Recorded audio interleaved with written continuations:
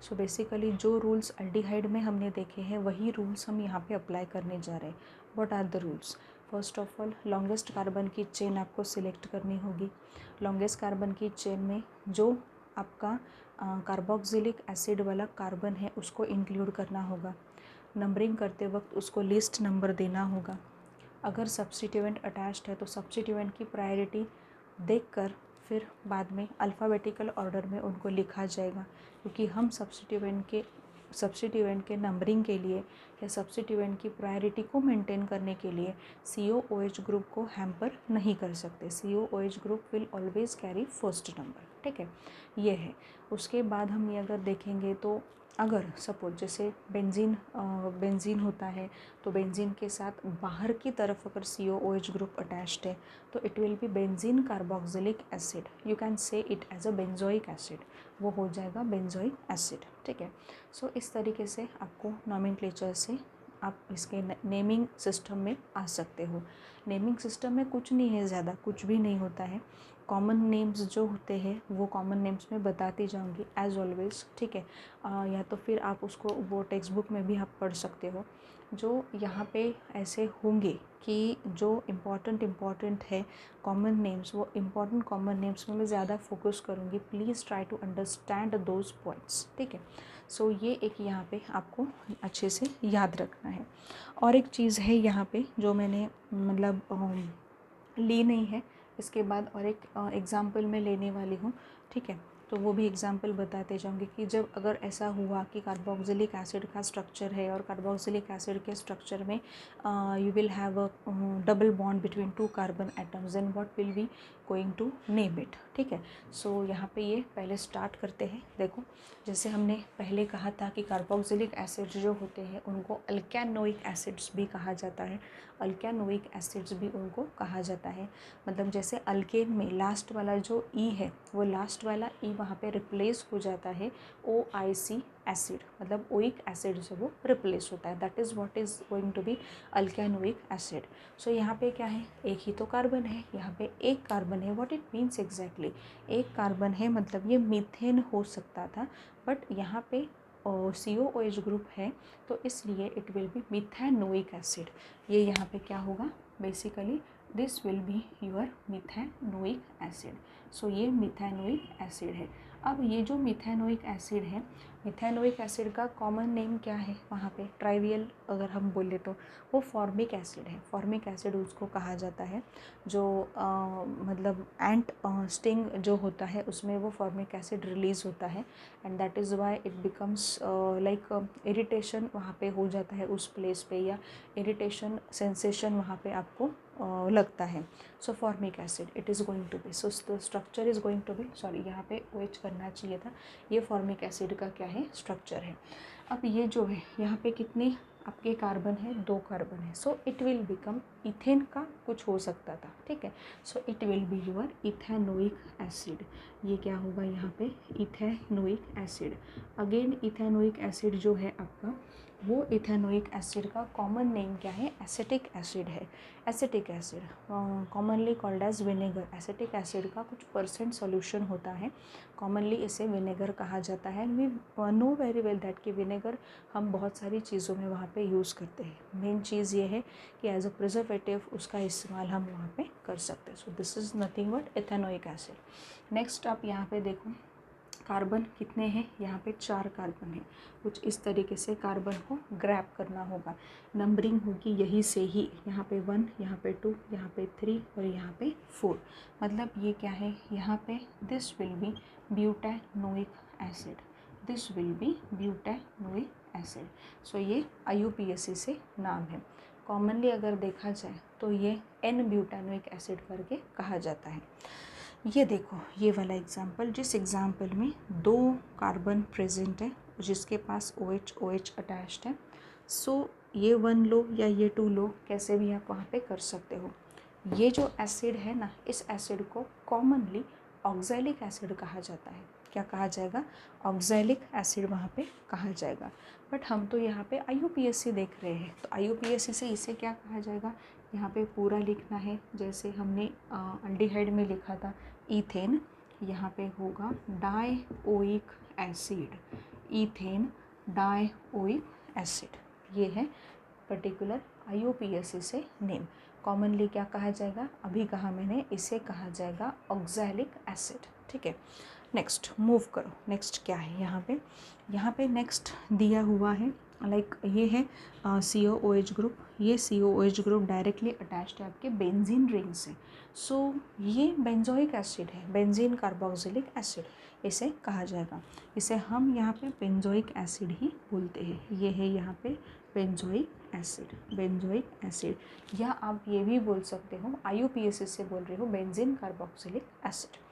Next यहाँ पे benzene ring है, बेंजीन रिंग से ये COOH और ये COOH, मतलब कितने COOH वहाँ पे अटैच्ड है, 2 COOH ग्रुप वहाँ पे अटैच्ड है। तो वही करना पड़ेगा। कैसे लिखोगे, सबसे पहले यहाँ पे लिखोगे बेंजीन, उसके बाद 1 2 यहाँ पे होगा डाई कार्बोक्सिलिक एसिड, यहाँ पे होगा benzene 1 2 di carboxylic acid. Commonly ये एसिड जो है, इसके पहले भी मैंने आपको बताया था, ये एसिड को थैलिक एसिड कहा जाता है, PTHALIC, थैलिक एसिड कहा जाता है। या पढ़ने वाले हो पॉलीमर के चैप्टर में, पॉलीमर के चैप्टर में इट इज़ एसेंशियल एक्चुअली। सो ये benzene 1 2 di carboxylic acid. Next देखो, अब यहाँ पे ये तो बहुत सिंपल हो गया, बहुत ही यहाँ पे जैसे हम बोल सकते कि इम्पॉर्टेंट हो गया। यहाँ पे CHO भी अटैच्ड है, यहाँ पे COOH भी अटैच्ड है। ठीक है, अब क्या करोगे, यहाँ पे CHO भी अटैच्ड है, COOH जो है वो भी अटैच्ड है। ठीक है, COOH will carry first number, this will carry second number based on priority order. ठीक है, CHO या COOH में अगर आप देखो तो आपने प्रीवियस लेक्चर देखे होंगे तो और क्लियर होगा। CHO को लिस्ट प्रायोरिटी मिलती है, COOH को हाईएस्ट प्रायोरिटी मिलती है। So it will become 2 formyl, ये क्या है यहाँ पे फॉर्माइल ग्रुप है, CHO ग्रुप मतलब फॉर्माइल ग्रुप, 2 फॉर्माइल यहाँ पे benzoic acid, 2 formyl benzoic acid. ठीक है, अब ये एक्ट कर रहा है as a prefix, as a substituent. ठीक है, 2 formyl benzoic acid. Next 8th वाला जो है उस पर फोकस करो, सिंपल है, यहाँ पे 1 यहाँ पे 2, इट विल बिकम 2 नाइट्रो, ये हो सकता है 2 नाइट्रो यहाँ पे benzoic acid, 2 nitro benzoic acid, ये है। नेक्स्ट देखो, अब ये इम्पोर्टेंट है, ये अगर आप यहाँ पे हाइड करते हो तो इट विल बिकम साइक्लोहेक्सेन। ठीक है, सो अगर साइक्लोहेक्सेन है तो यहाँ पे ये आपको इस तरीके से बोलना पड़ेगा, cyclohexane, cyclohexane carboxylic acid, cyclohexane carboxylic acid, ये इसका नाम होगा, cyclohexane carboxylic acid. Next last वाला देखो, लास्ट में यहाँ पे ये फर्स्ट नंबर, ये सेकंड नंबर, ये स्ट्रक्चर पहले भी देख चुके हो। ठीक है, अब यहाँ पे देखो क्या नाम हो सकता है, इट विल बिकम 2 हाइड्रोक्सी, यहाँ पे 2 हाइड्रोक्सी, OH है वो ओल नहीं है, अब ये प्रीफिक्स है तो 2 हाइड्रोक्सी बेंजोइक एसिड, 2 हाइड्रोक्सी यहाँ पे बेंजोइक एसिड।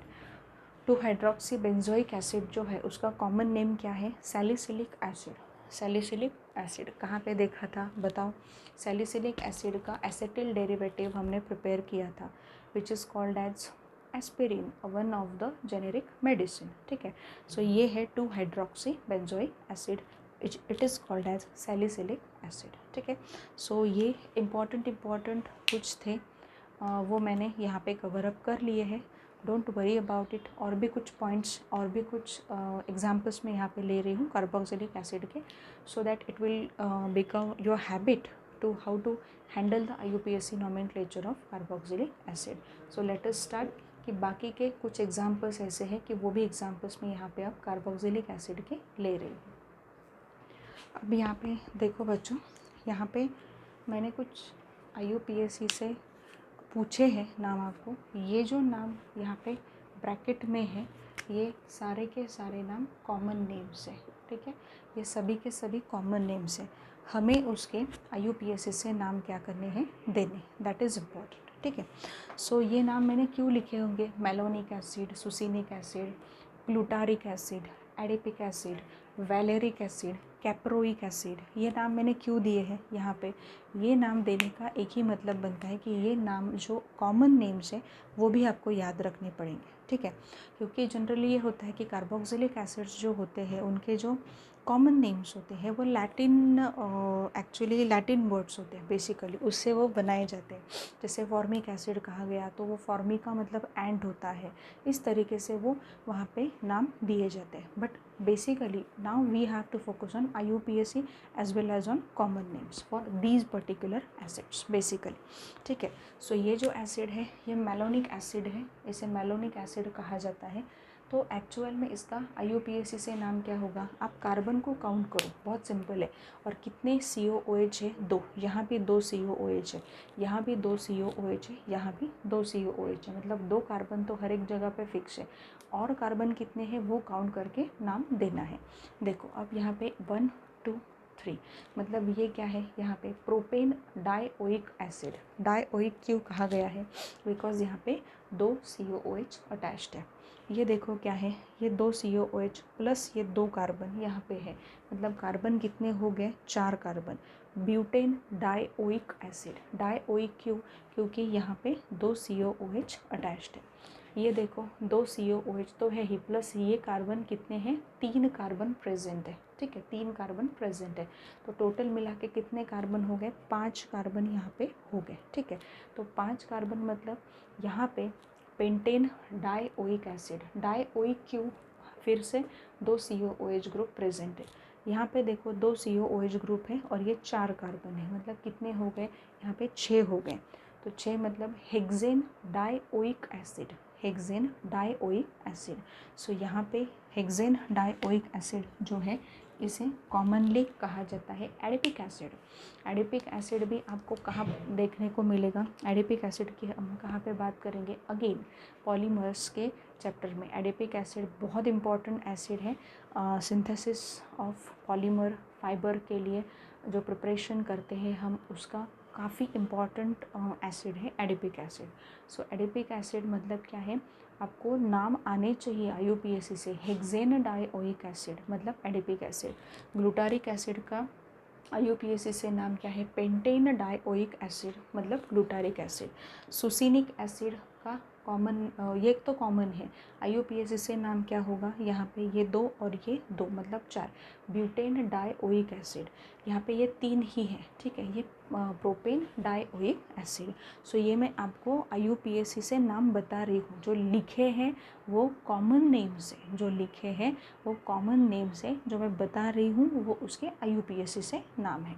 अब यहाँ पे देखो 5 और 6 2 एग्जाम्पल्स और है यहाँ पे जो कॉमन नेम्स उसके याद रखने पड़ते हैं। वैलेरिक एसिड, एक वैलेरिक एसिड है।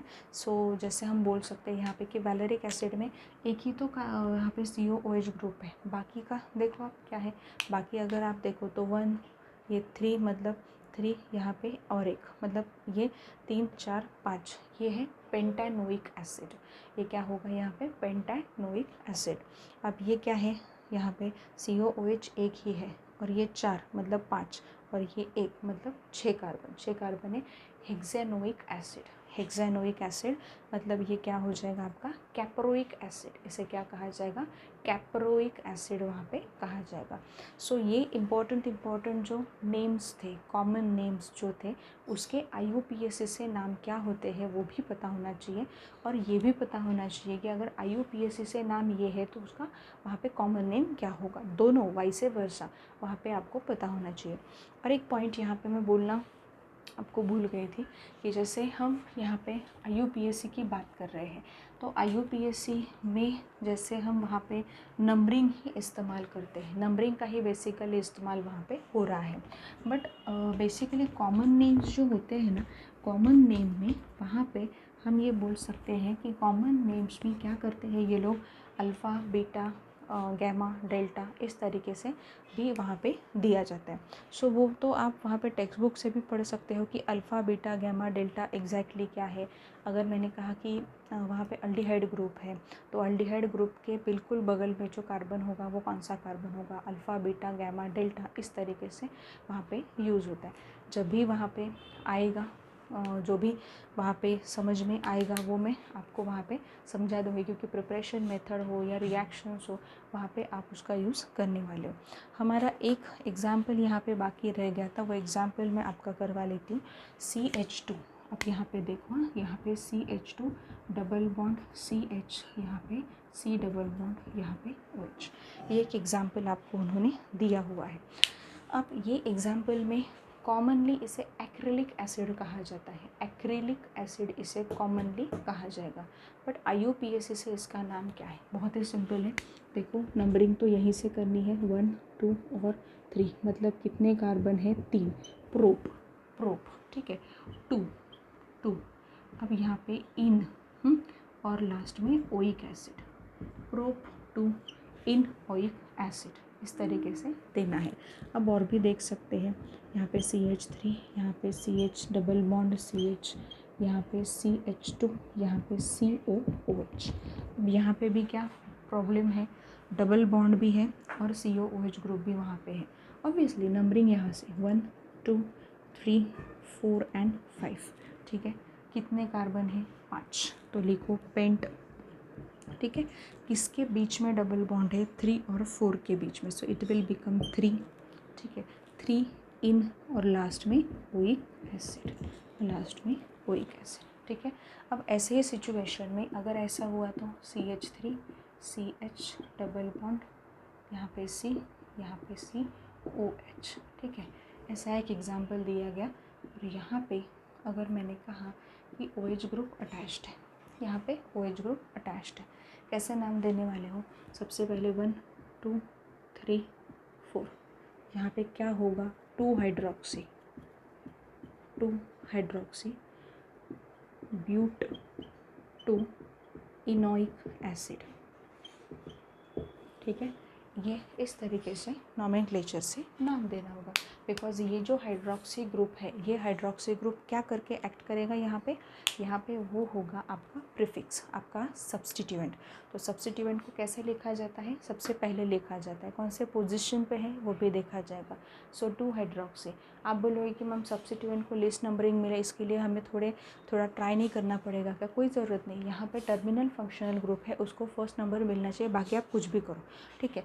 यहाँ पे 1 2 3 4, ठीक है। सो यहाँ पे हो गया आपका 2 हाइड्रोक्सी ब्यूट, 4 तो है, 2 इन मतलब 2 और 3 के बीच में क्या है? डबल बॉन्ड है, और लास्ट में ओइक एसिड, मतलब ये एक्चुअल में है क्या वहाँ पे? कार्बोक्सिलिक एसिड है, ठीक है। So students, this is all about today's lecture.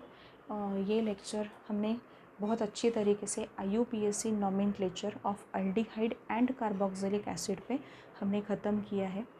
आगे मैं जो लेने जा रही हूँ वो कीटोन्स का नॉमेनक्लेचर होगा, थोड़ा सा अलग रखा है, बिकॉज कीटोन का functional group non terminal functional group है, and it will become mess if I take this particular ketone nomenclature along with this also, so बहुत मेसी हो जाएगा वो।